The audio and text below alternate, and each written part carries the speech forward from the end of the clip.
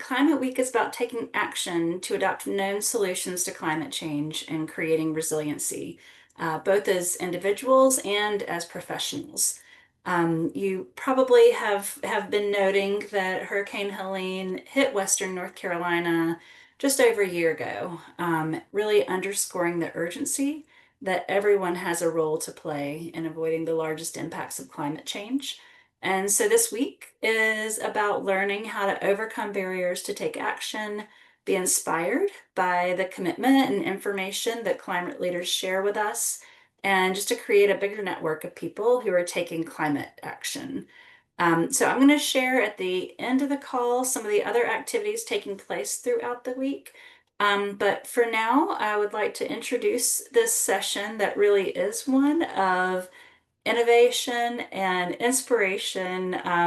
The topic is circularity in motion, real projects, real impact. And this is led by three innovators in this very exciting area. Um, we have Crystal Dreisbach, CEO of Upstream, Ashley Gladney with Charlotte Regional Visitors Authority, and Amy Aussieker, ED of Envision Charlotte. So I'm going to hand this over to our experts now, starting with Crystal. Thank you, Crystal. Thanks for having me. I'm glad to be here. My name is Crystal Dreisbach, and I lead a nonprofit organization called Upstream. And we cover North America, and we are a leading change agency for the reuse movement.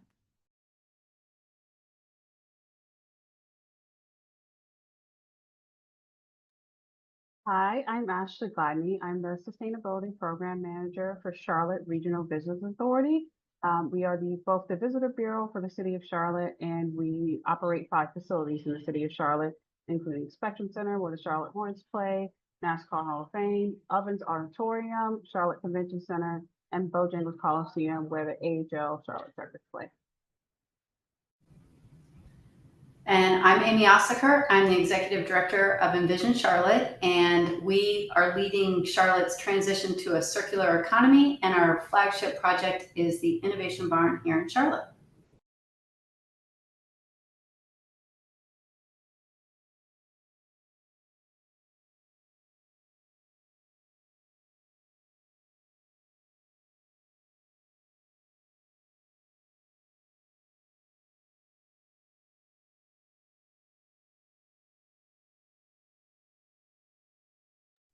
So I'll go first. My presentation is Practical Opportunities to Optimize the New R, which I call recirculation. Sometimes when we think of reuse, that can mean a lot of different things. You could reuse your pasta sauce jar as a pen cup, for example. That's a form of reuse. Or bringing your reusable bag to a grocery store, that's reuse. But the kind of reuse I like to think about is the kind that you return and recirculate in a system. So, a little bit about me. I have worked for 15 years in the reuse movement, and I'm based in Durham, North Carolina, where I've lived for 20 years. My current organization is Upstream, which is fully remote, and we're a team of 11 across 7 different states. And I'll give you a little peek into where I've been, the background, and I'll talk about just 2 of the many real projects my organization worked on to create new supply chains in our community, create more touch points, more community resiliency. I'll review a few unlikely partnerships that can help get a community started in powering these innovations. And I'll lastly give a little bit of insight into the state of the industry and the tailwinds that are pushing this very burgeoning new industry to the forefront of economic transformation and climate change solutions. So a major turning point in my life trajectory was in 2010 when I ate my lunch out of a styrofoam container and realized we had to do something differently as a community. And my idea at that time in 2010 was that packaging could circulate as an asset in a community instead of a disposable commodity. And it won runner-up in a magazine contest. So I knew somewhere that someone didn't think my idea was too crazy. So I went from quitting my job in order to wave reusable food containers around on the street corner to talk to anyone who would listen to me to founding Don't Waste Durham, a small nonprofit, which ended up creating the nation's first citywide reuse system for schools, events, producers, and food service, and piloting the first ever innovation of curbside collection of reusable packaging and selling it back to producers. So here's a little bit about Don't Waste Durham, where I was before Upstream. While litter cleanup and recycling are very noble, Don't Waste Durham was more interested in systems change, and it was very unique because it was the first organization in the Durham community that really worked on real prevention. We wanted to turn off the bath water when the tub was overflowing instead of just mopping the floor. We knew that the reuse economy represents an alternative supply chain, and it all but eliminates landfilling and incineration. We use this definition to help distinguish the type of reuse we're talking about, where products are designed from the beginning to be designed for a reuse system, to be recirculated in the form in which they were originally intended, and they're put in a system where they can be used again and again. A reuse economy makes sense for all the reasons. It checks every box, and it doesn't matter where you stand on issues. It's a solution where the goals of communities, government, institutions, investors, and corporations intersect. We'll take a look at a few of those. It suppresses extraction of natural resources instead of creating things a million times to be used only once. It significantly reduces the amount of trash that goes to the landfill or the incinerator. And what I really love is it keeps resources circulating locally, and it creates independence from having to order things from afar and keep your resources local. That creates resiliency. It slows global climate change. It is highly carbon reductive, and it can help corporations and cities and communities reach their climate goals. Another thing is it is an industry, just like any other. It's an economic engine, and it can create many jobs. And it represents a way for people to participate safely and meaningfully in their work, in a transition to something better. So a few of the programs that we created were highly successful over the 12 years of Don't Waste Durham's existence. One was to change Durham schools to reusable lunch trays and utensils. One was working for 11 years on policy change locally, and one created a recirculating, returnable, reusable bag system for grocery stores in disadvantaged neighborhoods. But I'm going to talk briefly about the two real projects in the last two bullets. So Green to Go was the first in the country citywide reuse system, and it started with restaurants. And later, the infrastructure we created made us realize we could pick up, wash, and deliver anything. So it evolved to be a packaging supply chain for events, schools, pizza boxes, caterers, grocery stores, and even local producers of consumer goods. So here's how that alternative supply chain worked for restaurant takeout. It was the very first to use QR codes and checkout technology. And of course, the industry has evolved greatly since this started in 2017. But what we really established was that it's about technology, infrastructure, and supply chain. So next, the recirculation project. We decided, how could we make recirculation truly the norm instead of the exception? So we wanted to find out, what if we could harness existing infrastructure of the recycling industry, whether it would be remotely feasible to adapt its collection, hauling, and MRFs to accommodate reuse. And we actually implemented this, and it led to now Ottawa, Berkeley, and a few other cities are actually going to be implementing curbside pickup of reusables, not through the recycling industry, but as a fourth bin. So very soon we're going to see lots of examples of how this can work as a municipal utility. So I want to talk briefly about creative partnerships. So the local, you might wonder, how in the heck did we get a wash facility? Well, I will tell you, with very little money and only passion in your heart, you can make it happen. And that we discovered that a local residential treatment program for substance abuse in Durham called TROSA was very willing to give us for 3 years free use of their dining halls, kitchen, and dish pit, free of charge for our operations. And then we grew from there. Private and charter schools, who were our beachhead market. As it turns out, schools are where it's at. If you want to start a reuse program in your community, schools and sports and entertainment venues. So the schools in Durham were early adopters and really propelled the system to become what it is. The Autism Support and Advocacy Center transformed our WASH facility into a neuro-inclusive workplace and certified us and gave us great hiring pipelines into a group of employees who were on the autism spectrum. The Innovate Durham program through the city gave us a champion at the Sunoco recycling MRF that was servicing our city at the time. And local universities, I can't stress this enough, are huge resources for free. UNC, NC State, and Duke, we had 41 interns come through our program. We were the subject of many university courses at the law school, the business school, industrial design school, the environmental school, and the Duke Law Clinic covered all our legal needs for free for a decade.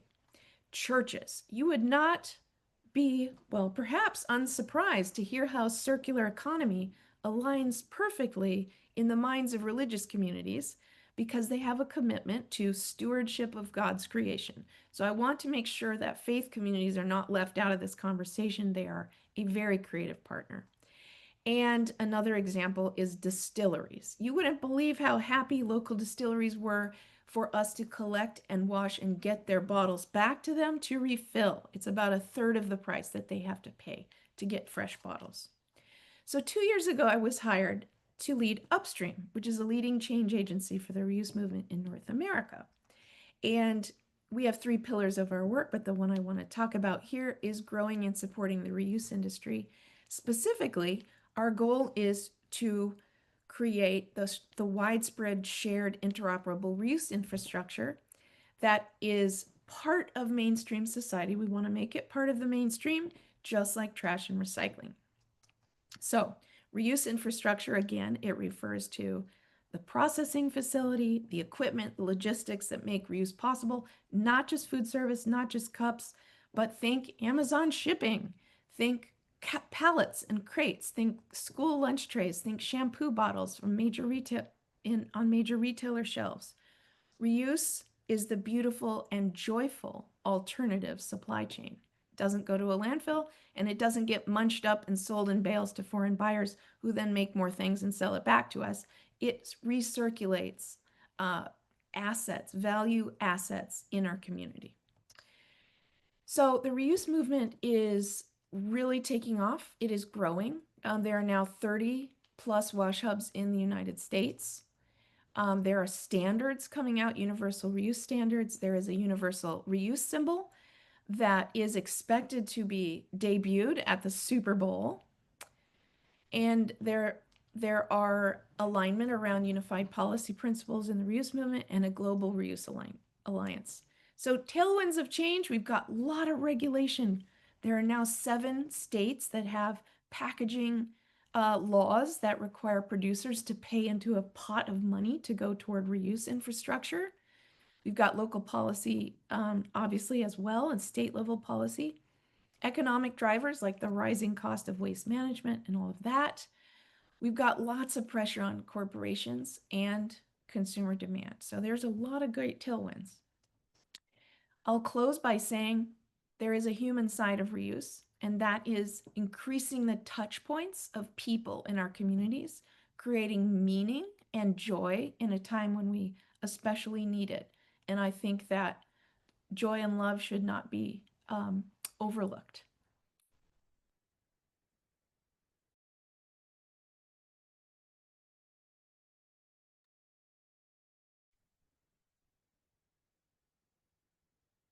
So I'm going to go next. As I said, I'm Ashley Gladney, and I oversee sustainability for CRVA as a whole, which is a large organization and a lot of its buildings. We make up about 70% of the city's square footage of owned buildings. So our impact really reflects the impact of the city of Charlotte. So Spectrum Center, being a hospitality and event-based building, really decided that they wanted to tackle sustainability head on, reduce their consumption, reduce their waste. And we really started this in a few phases. So pre-COVID, we were doing pretty well. We had a decent recycling program. We were doing some composting in our building. And then, like many facilities, COVID hit, and to reopen, everything had to be single use. That was what was needed to get through the epidemic and make it through. So once we started to get back towards regular reuse, back to standard operating procedures at Spectrum Center, we really wanted to look at our programs again. So one of the first things we did was we went over to the newly opened Innovation Barn and sat down and met with their team, and they gave us a great tour. And at one point of the tour, they showed us this glass crusher that they said, yeah, you take your recycled glass and you can crush it, and we could use it in different methods and concrete. We said, well, we have a lot of glass that we produce at Spectrum Center. It was something that has also been brought up by our food service and beverage provider leaving in the building, that our old process was really cumbersome for them, that it was really time consuming. Essentially, we had a large mixed use recycling bin. So every individual glass bottle they had to hand toss into this bin. And it wasn't something they really enjoyed doing, but they wanted to be part of the program. We said, well, could you guys potentially pick up our glass at Spectrum Center? We'll test it out. We'll see how it goes. We talked to our team, came up with a program, and it was really our first relaunch into our sustainability program. And even as a sustainability manager, I felt a little skeptical. I was like, we'll probably get some of the glass back, and they'll, toss others, and things will go missing. And I was pleasantly surprised to find out that our team not only didn't tossing the glass, I think they went above and beyond my expectations. There was glass in any and everything that they could find to store glass in. So we had it in old trash cans, old concession cards, random boxes, everything. So they really took to the program immediately. And we've expanded it in the last 2 seasons that we've been doing this to collect all of this glass.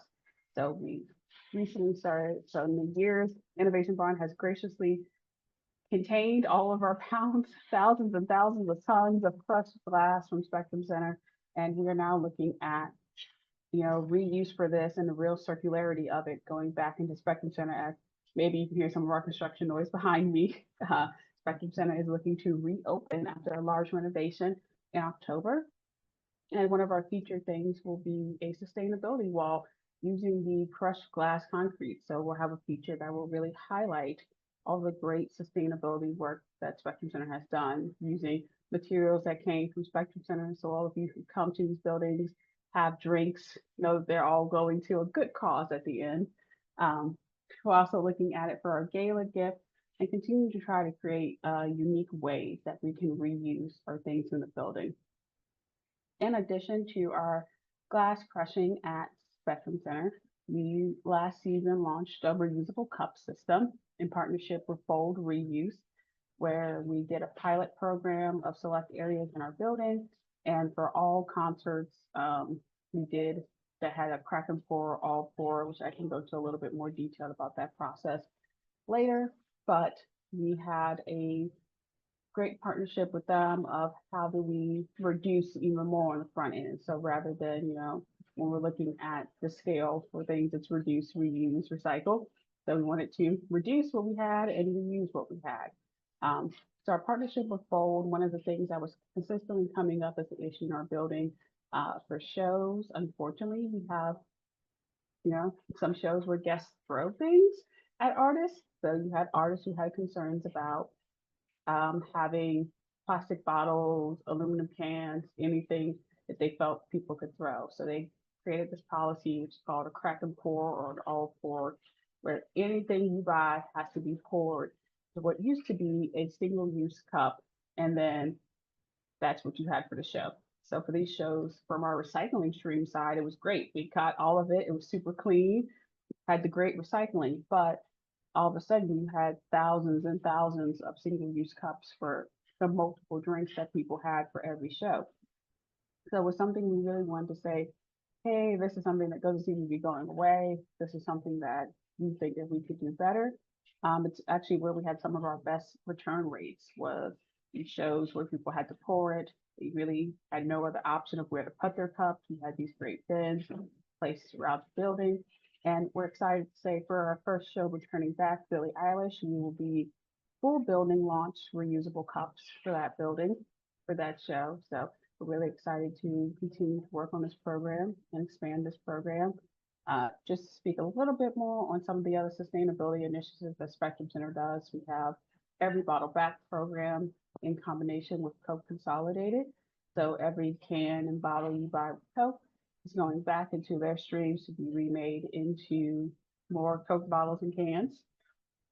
We also have an amazing composting program that Levy, our food provider, really handles and does a great job making sure we're composting food that's already been put out and then donating food also that is not put out, not fan facing, that we are safely able to donate it back into the community.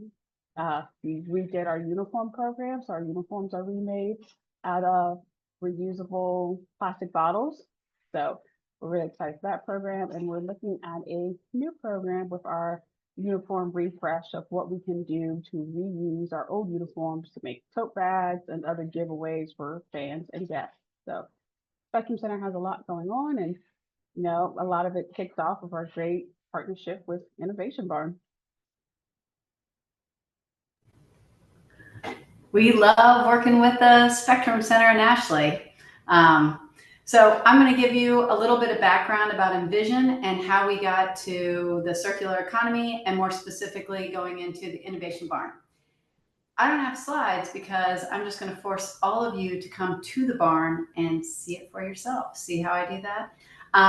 But anyway, Envision Charlotte's been around since 2011. It started as a sustainability organization that was created by our downtown association, Center City Partners, City of Charlotte, and Duke Energy. And the first project that we focused on was energy efficiency in the 61 of the 64 largest buildings in our uptown. And what we did is we got all 61 of those buildings to sign an energy pledge to reduce their energy use by 20% over 5 years. We put shadow meters in all 61 of those buildings. I think it was 26 million square feet of real estate. And then we launched programs to reduce energy use. Everything from system changes, lighting systems, but then we also did a lot of behavioral changes. And this is kind of where our niche is in the behavioral change. So I like to tell one quick story about one of the games that we played. So it was Crab It, You're It. So if you left your light on in your office, we would give plastic crabs to the different offices that participated, and someone would put a crab on your desk because crabs go towards the light. And so the government center loved this game. I mean, we were sending crabs over like every 10 minutes over to the government center. And so someone finally came to us and said, hey, can we maybe do something to reward our neighbors for flipping off the lights? And so we came up with a giant flipper, which was, if you flipped your lights off, you got a flip flop on your desk. Epic fail. Nobody played it. So we figured out the moral of the story is that the government center employees really like to punish their neighbors. They do not like to reward them. But over those 5 years, we saw a 19.2% reduction in energy use, which was $26 million in savings over those buildings. At the same time, we were looking at water, air, and waste in kind of the same fashion. And we were looking very siloed in those different areas. Water was hard to make any kind of significant savings because if y'all know anything about Charlotte, we tear everything old down and we build it new. So most of the buildings were pretty water efficient, plus our water is really inexpensive here. So there wasn't a lot of savings on the water side. Air wouldn't stay in one place. And then we started looking at waste. At about the time we started looking at waste was when China stopped taking our recyclables. And by recyclables, I mean our trash, because we don't do a very good job of sorting things. So we took a group of city leaders over to the Netherlands, to Amsterdam and Rotterdam specifically, to look at the way that they were managing their waste. They have more bins. They do a lot more waste to energy, partly because they don't have the land that we have where we can just dig a big hole and throw everything in it. So while we were over there, we met with a group, Metabolic, who talked to us about the circular economy. This was in 2017. So it's a relatively new concept for a lot of the general public here in the US. And specifically, we had our city manager, mayor pro tem, some local leaders, and we talked with them about how you can divert materials from the landfill and create jobs and innovation.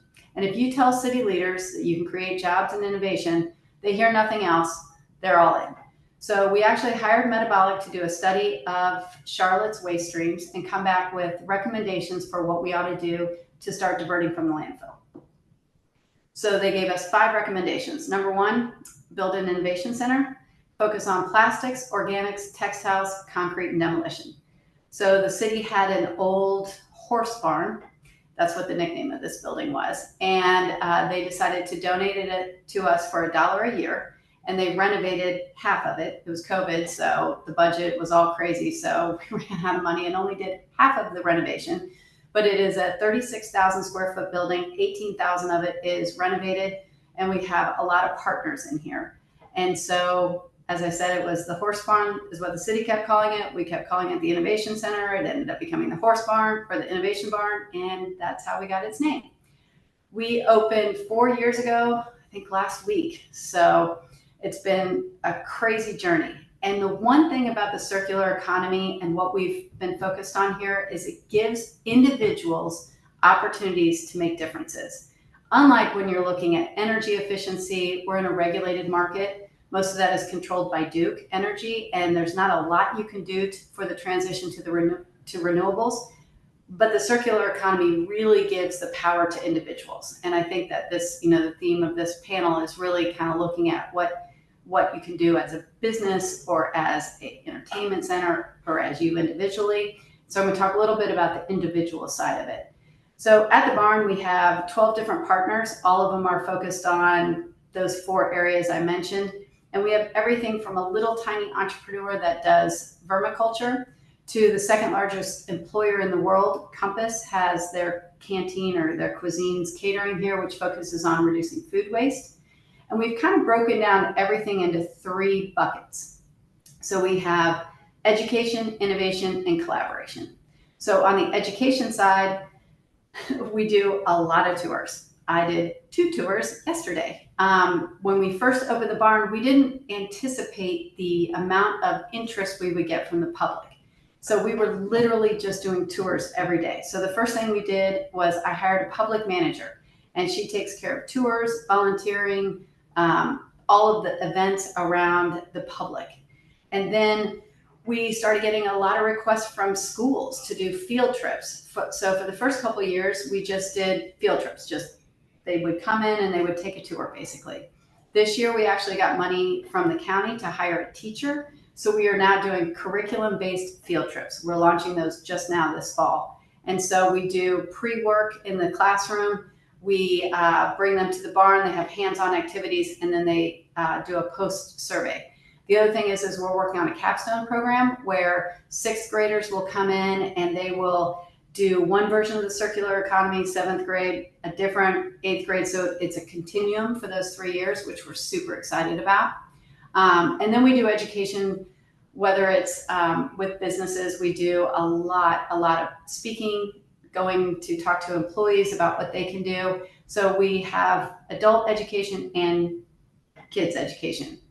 Collaboration, we work with a ton of different kinds of partners. And one of my most favorite one is North Carolina passed the law for social districts. And so literally, I think the law was written is how many single-use plastic cups can we get in one community at one time? The way the law was written was you go in, you buy a drink in a cup, a plastic cup, and you walk out, throw it away before you go in the next bar, get another plastic cup. So we worked with Plaza Midwood and the city of Charlotte, the first social district in Charlotte, and we suggested using stainless steel cups. And so we had to work with the city to kind of tweak the policy to allow those and tweak how the whole program was run, but it saved all those single-use plastic cups going into the landfill. So those are some of the collaboration projects that we love to work on. And then the last is innovation. And this is where Ashley comes in. And so one of the issues many cities have is with glass. It is heavy, it breaks when it goes to the MRF, it causes a lot of problems, MRF material recovery facility. And so right now, Charlotte ships it to Atlanta, costs more to ship it there than it's worth. So one of the things that we did was, how could we look at hyper-local solutions? So we got a little glass crusher. And when I say little, it is the size of half of me, and it can crush 5 tons of glass a day. So our first project was with Ashley at the Spectrum Center, where we started collecting all the glass, back of house glass, and we would crush it literally into sand. So the next step was, okay, we've crushed this glass. That's great. Takes a lot less space. Once you crush it, it's tumbled, it's sand. It doesn't hurt you. But what do we do with it? So we worked with a local concrete supplier and figured out that we can replace it for natural sand up to 30%. They can take as much sand as we can crush. Then you have to look at the economics. Sand doesn't cost anything. So you're never going to recuperate your cost on that side. But if you have an ABC license in North Carolina, you have to recycle. So companies are paying for the hauling already. So we just switch out that we're the ones collecting the glass. So we started over with the Spectrum Center. It's been a great partnership. And talk about starting big. You're not starting at a little tiny bar. Let's go with the Spectrum Center. And I will just a fun fact that we like to joke about this. You can always tell what kind of concert was the night before by the kinds of liquor bottles we get the next day. It's a lot of whiskey bottles, probably a country concert. So we take those. We've been giving the glass back. If you come to the barn, we redid the outside of the barn, and we used all that glass and all the concrete that we poured for new sidewalks and pathways. So the next step with the glass, what we did is we want to make it mobile. So we have a crush truck. So we have a mobile unit where we can take our glass crusher to festivals, crush glass on site. And we just launched the crush truck, which is where we put the glass crusher on a Ford F-150 Lightning, plug it into the Ford F-150, take it to bars and restaurants. And if you think about a 96-gallon bin of glass, you can crush it down to a paint can size. So we just customized the truck, and that'll start going out to bars and restaurants next week. So that's an innovation. I'll mention one other innovation that I'm super excited about. We have a partnership with Atrium Health. Hospital systems have an enormous amount of plastic, and they are now coming to the realization that not all plastic is good. A lot of the microplastics that get into us. So we're launching a project with them where we're taking the plastic out of the hospital, flaking it here at the barn, and then 3D printing it for things like adaptive tools for patients who need special tools. Give you an example, a girl who hurt her hand needed a special, and played guitar, she needed a special kind of pick. So it's a 3D printed pick. So the long-term program is to take the plastic out of the hospital, turn it into adaptive tools, chip it back down, and rinse, repeat. Ultimately, the next step would be reducing the amount of plastic in hospitals, but start small. Let's start with like some adaptive tools and some toys for the kids at Levine's Children's Hospital. So those are kind of the 3 areas that we focus on. I could go on and on with all the programs at the barn, but I think they put that in the chat, so you can go to our website. We do a lot of programs. I'm going to make one quick plug for a program we have coming up called the Great Costume Swap. So on October 23rd at the barn, you can bring your old costumes for Halloween, and you can swap them out for a new costume. We also have the mill on site that does textile upcycling, and so they'll be doing alterations on site. We'll have a few cocktails with some snacks and some music, so it's going to be very festive and fun. And I know all of you out there have probably like 5 costumes in your closet that you'd like to get rid of. We'll take them. And so it's for families of all ages. But we have lots of programs like that that get people thinking about how they should behave differently. And so I leave you with one thing that you can do. The worst thing that you can send to the landfill is any organics, meaning food waste, that sort of thing. It does not get oxygen in a landfill. It's either in a bag or it gets buried.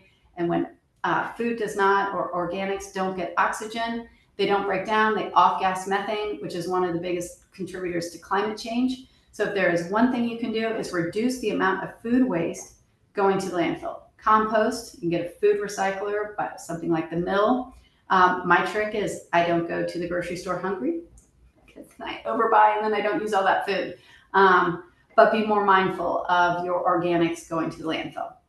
And so I think I'll stop it there and we're going to go to maybe Q&A, I believe.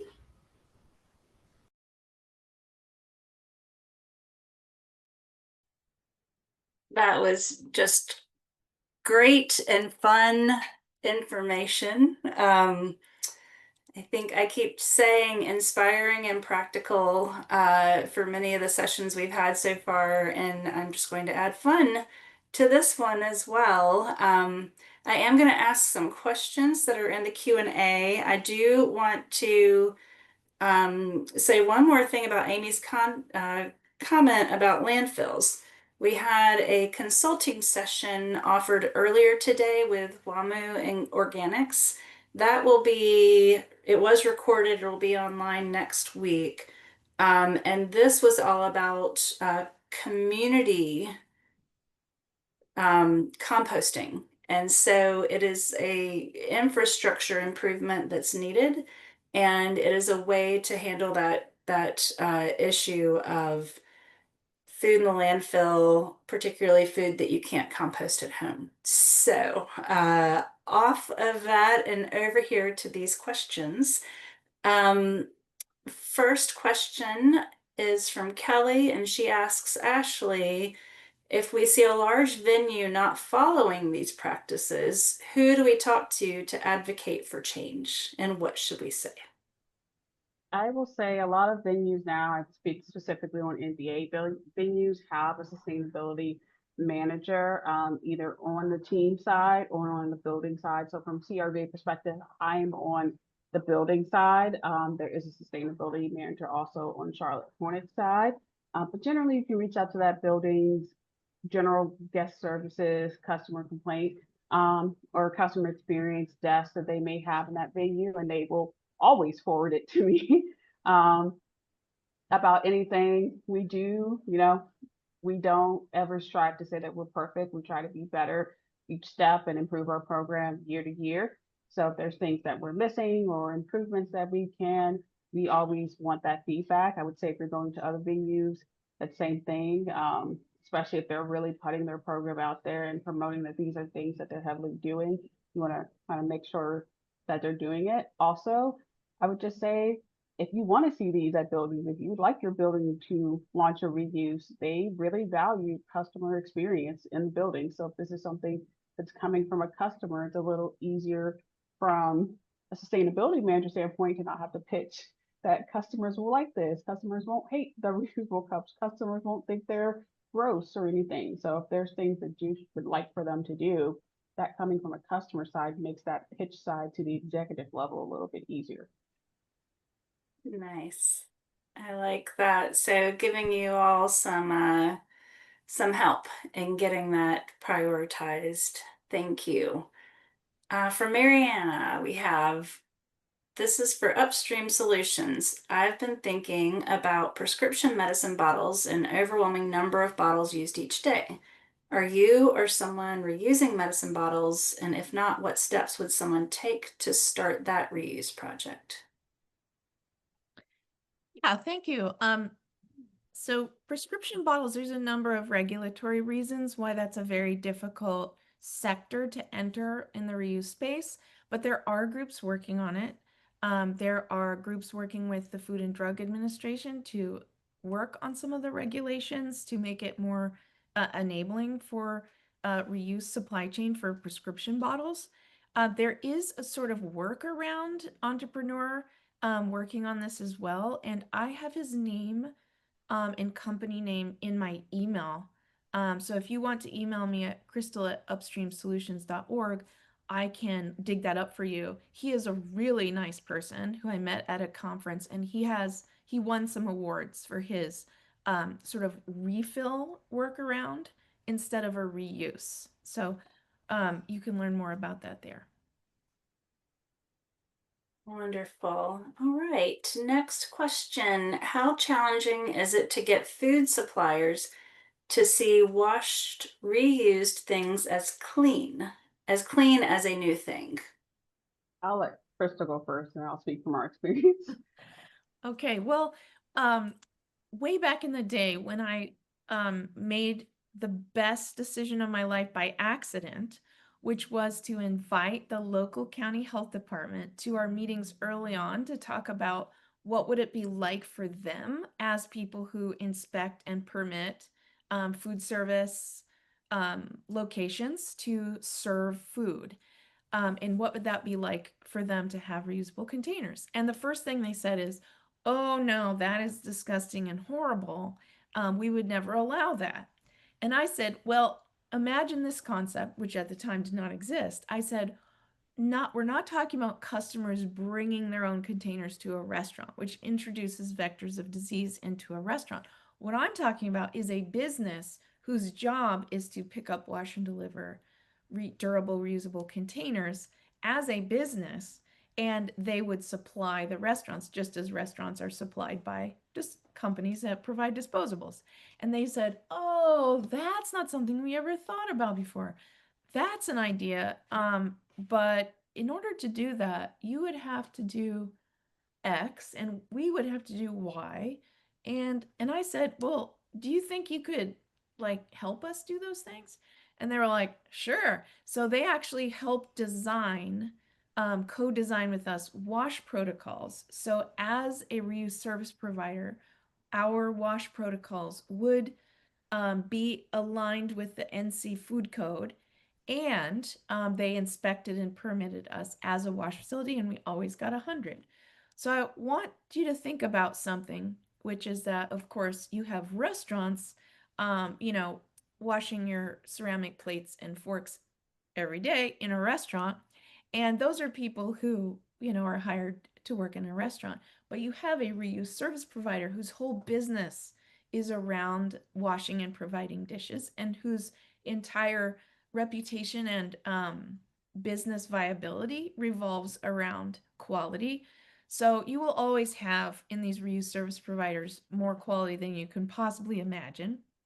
The other thing is they ended up going to bat for us at the state level when the state level health folks were like, what is this reuse thing you guys are doing in Durham?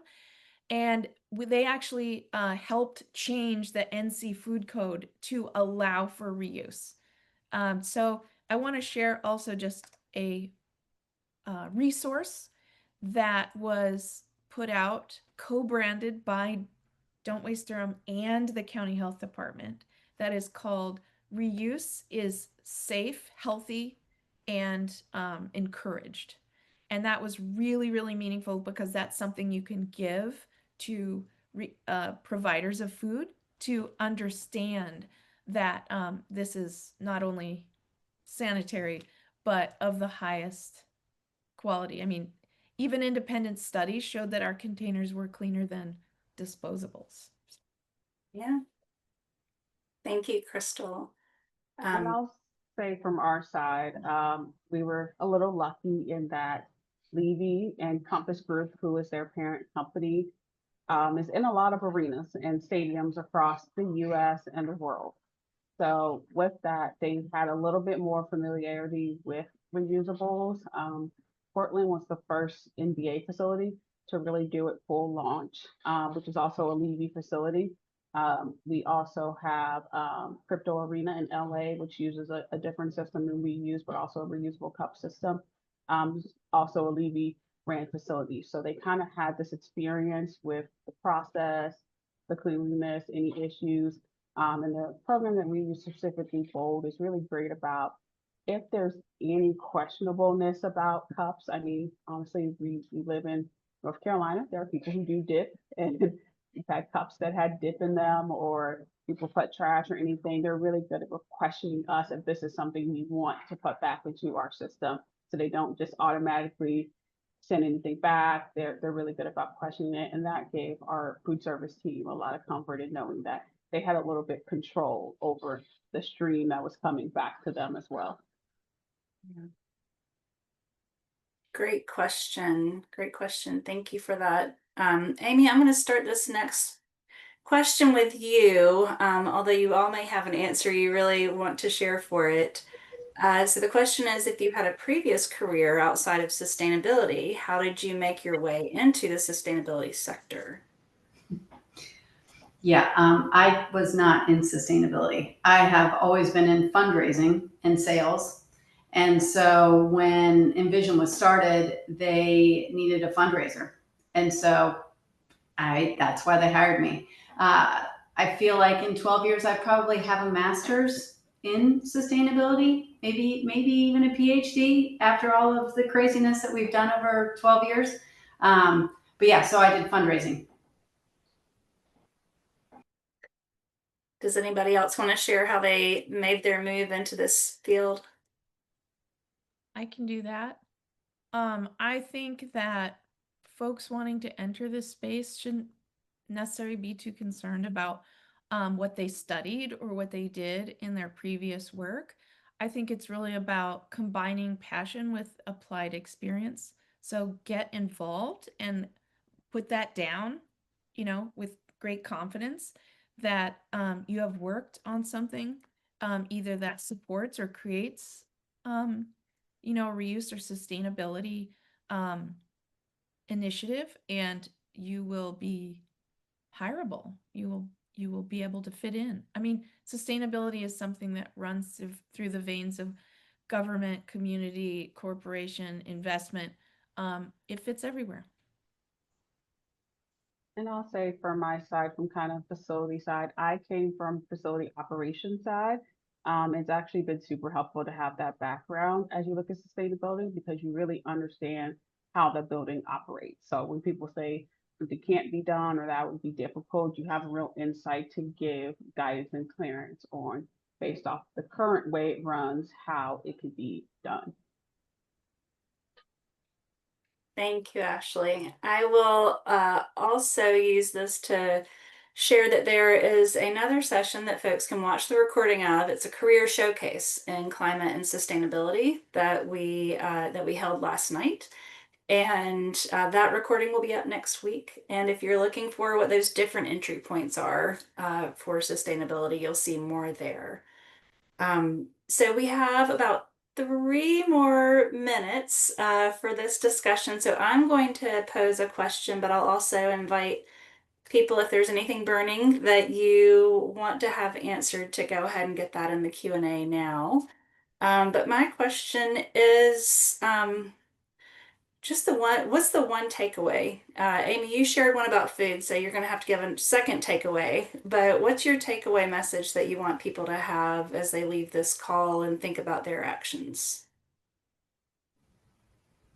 Well, I can start. So besides food, I think that I really do believe that 15 years ago, when sustainability was so focused just on renewables, that people didn't feel empowered to participate. But now there are so many ways for people to participate, everything from focusing on organics. But next to that is knowing what you can recycle and cannot recycle in curbside and where you can take things otherwise than curbside. Every municipality is different because the MRF is different in how they sort things and who the buyers are. So knowing what you can recycle, looking at your portfolio of your home and what you can reduce. So I think it's just a different mindset, but I think the circular economy and thinking differently about materials is such a good start. We joke that recycling is our gateway drug to sustainability. So knowing at least, first of all, how you can recycle, what you can reuse, and then slowly moving up to, with your food and composting or recycling your food, which like I mentioned, I have the mill, moving up electric vehicles, what you can do in your community, what you can advocate for. So it's a whole spectrum, but the easiest one is starting with what you can recycle in your own community. Fantastic. Crystal, you want to hop in there next? I think everything has been said. Wait, could you repeat the question for me? Yeah, it's just if you were going to give people a takeaway, like the one thing to leave this call and go do. Yeah, I think that, um, I think joining the Reuse Solutions Network is a great place to learn, share. It doesn't matter who you are, you can definitely learn something there and be inspired and meet like-minded folks. Um, and, I think challenge yourself to think about, um, what is the possibilities? What are the possibilities? Think outside the box and think beyond the conventional. Fantastic. Thank you. And Ashley? I would say, and it's one thing that Spectrum Center prides themselves on, is we can use our building as an example for how you can do it. We always say if you can do it, anybody should be able to do it. We are a multi-use facility that has different events day in and day out. We have very short time limits in between our events. We don't have consistent people coming for every event. So you're re-educating people every single time you have an event in this building.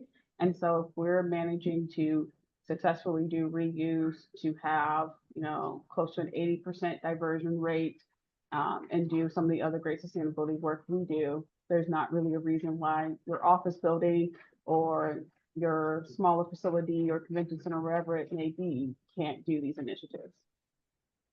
I like that. I like that. We have one more question here, and that is, well, it just disappeared. Let's see. One Oh, I'm second. sorry. So- I put it under answered because okay, you took it care of there. it there. Okay, so the Yeah. question was about nonprofits working on at the policy level. So Yep. If wonderful. it's policy level for reuse, it's really going to be, upstream is the main one. I think Ellen MacArthur Foundation is really big and really fancy, but they have been working on circular economy. Their concepts are a little bit more abstract, and they're not working specifically on reuse policy in states the way that upstream is. I'll Fantastic. also say the city of Charlotte has an advisory board for their sustainability office, that features a few people. And then Carolina Recycling Association, which is going through a rebrand, does go to policy days in both North and South Carolina. Thank you. Great, great resources. Well, again, thank you, Amy, Crystal, and Ashley for this conversation. For all of you who joined the call, I hope you will take advantage of all that NC Climate Week has to offer. It's been a really inspiring week thus far. The finale of the week is the summit in Greensboro.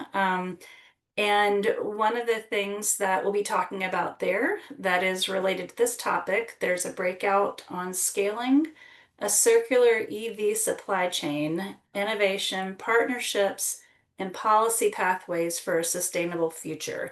I had to read that because it is a mouthful. There will be a lot to dig into there.